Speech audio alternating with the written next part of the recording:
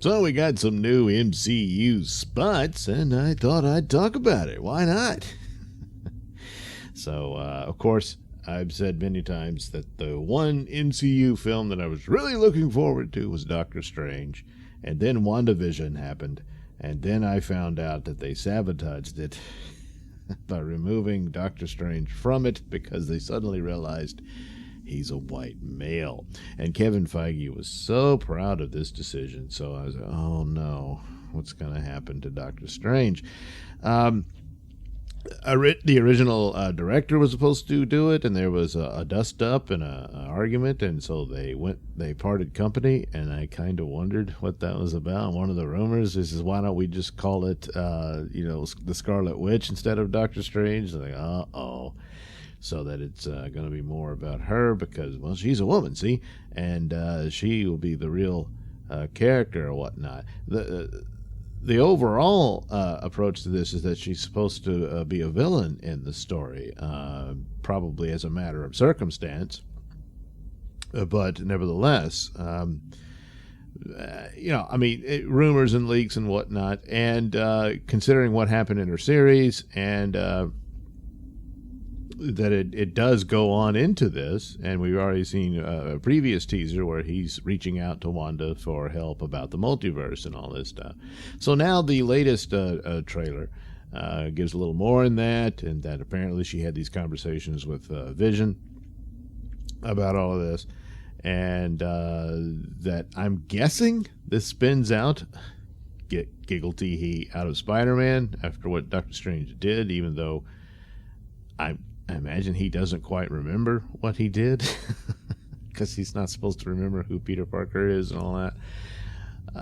That's what it is, or it's something else. They do show the evil version of Doctor Strange in it, which if you saw the What If cartoon, I haven't seen all the What If cartoons, but the Doctor Strange one was the best of the batch. It was actually pretty good. The others, were pretty awful. But so it all about multiverse and spinning out of the Loki show and all that sort of stuff. That they're going to jump on this, obviously, and they've already done it with Spider-Man.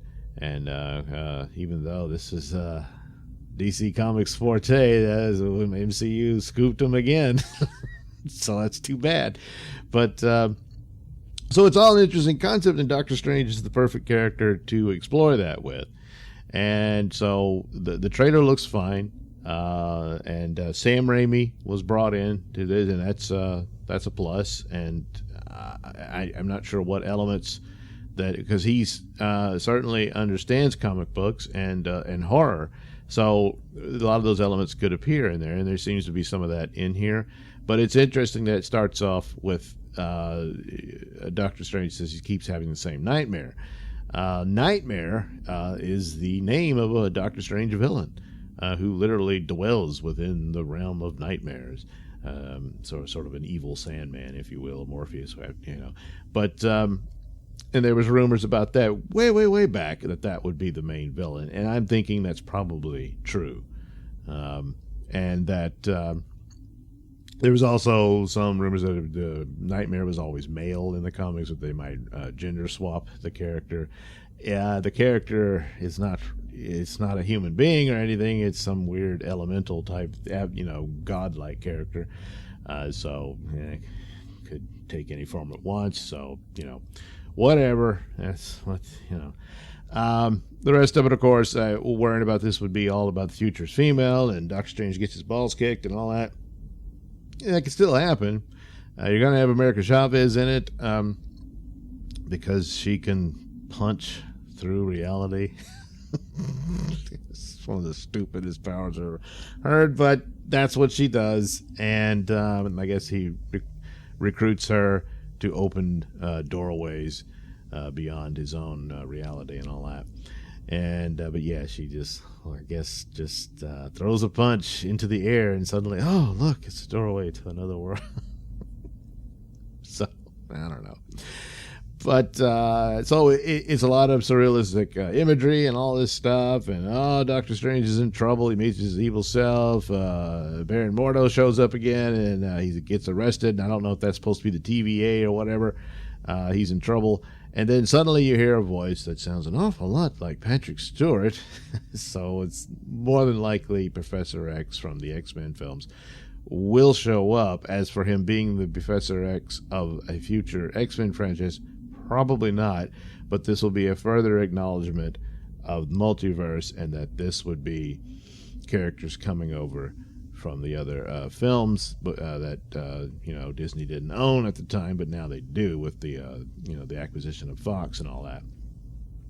So it's possible that this would also include the Illuminati.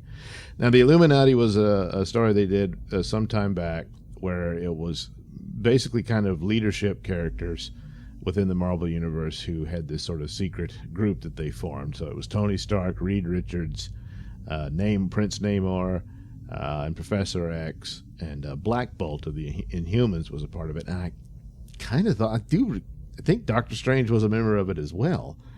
But anyway, they met and tried to, prevent world-ending disasters and stuff like that. Of course, it created problems down the road and all that sort of thing. But that's what they did. And so there might be some element of this, but on a multiverse type scale.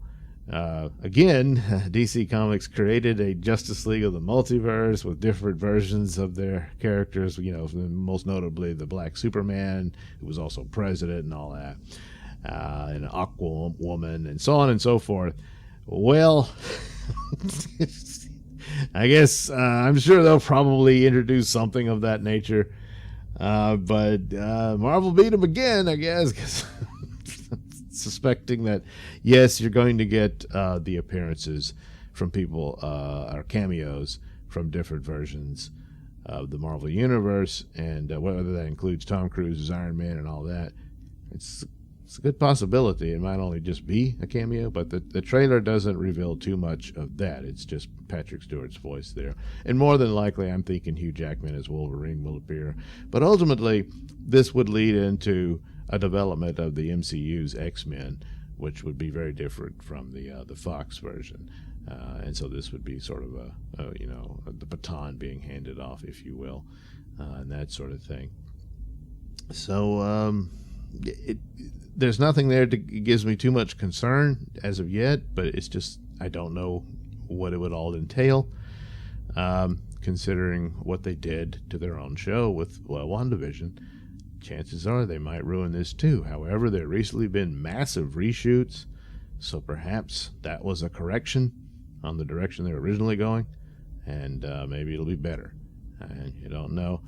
I know Sam Raimi's the director, but he's not really in charge. Feige is. Of course, Feige has a boss in Disney, so there's that. So hopefully, it all works out. Because I think they should build more on Doctor Strange. I think, they're not going to have Iron Man anymore unless they reboot and do a new one, something like that, for their multiversal thing. But I think they've got possibilities with it. They seem to just be wasting Cumberbatch, and I guess when his contract runs out, that'll be that. I don't know. The other one is Moon Knight it's a D+ series, and so far so good. It looks interesting. In fact, again, the trailer, the imagery, and there's some realism in it too, due to his mental disorder and all that, his multiple personality disorder and all that sort of thing that they'll explore. And this is more easily, the imagery and everything is more on the most recent version of Moon Knight rather than the original, basically Batman knockoff take on the character. So this was especially the introduction of Mr. Knight, which is another superhero personality between Moon Knight. So yeah, he's got more. And the imagery of Khonshu, the Egyptian moon deity, that does it exist? Is it real? Or is it just another figment of his imagination? Is dominating his personality? All that sort of stuff. But with it has the same sort of outfit, looking like Moon Knight's outfit, but with this giant bird skull sticking out of it. That's very much in keeping with some of the more recent versions of Moon Knight that Warren Ellis had introduced and stuff like that. And they pretty much stayed with it since then. But that's more what they'll go. Now, the thing about it, it was strong in its atmospherics and the surrealism and whatnot that approach took with Moon Knight. But for the most part, it was very lacking in plot.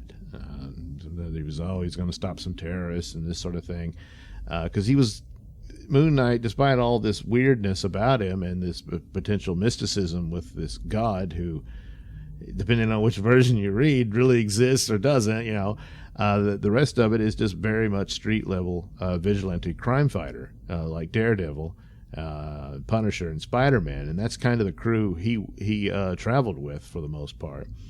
And hopefully, if they build something out there and they do it good, they can get more into that. I mean, I'm sure they'll deal mostly and focus on his personal story because it's his. But there could be, they do this right, cool interactions and crossovers between the likes of Moon Knight and Daredevil and stuff like that. So that would be cool to look forward to. Beyond that, again, it's interesting and intriguing imagery and stuff as trailers and teasers go. But I can't really say, no, this looks like crap, I'm not interested. No, I'm interested. So far, and hopefully they don't run, because I mean, boy, I tell you, the D+ shows, they've just been one letdown after another. This one, if they have him dealing with, a crime for him to solve and a criminal to defeat and all that, fine. But if they find some way to, and they'll find a way to mess it up. It seems like that would be pretty straightforward.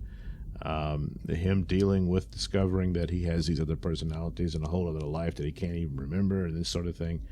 There's all kind of cool twists and turns they could do with that. But based on what I've seen so far on the Marvel D+ shows, not optimistic. But hopefully Moon Knight will beat those odds, because there's a lot of cool potential for that character. So there we go, a little catching up on that stuff, coming to a viewing platform near you. Thanks for watching and listening. Say, while you're still here, why not like and subscribe and share with your many friends? Yes. Also, check out my mini stores in the link description below. Yes, where you can get t-shirts, hats, mugs, all those goodies with my artwork on them. Oh, yeah. And head over to indieplanet.com and pick up a copy of my comic book, Night Night. Oh, yeah.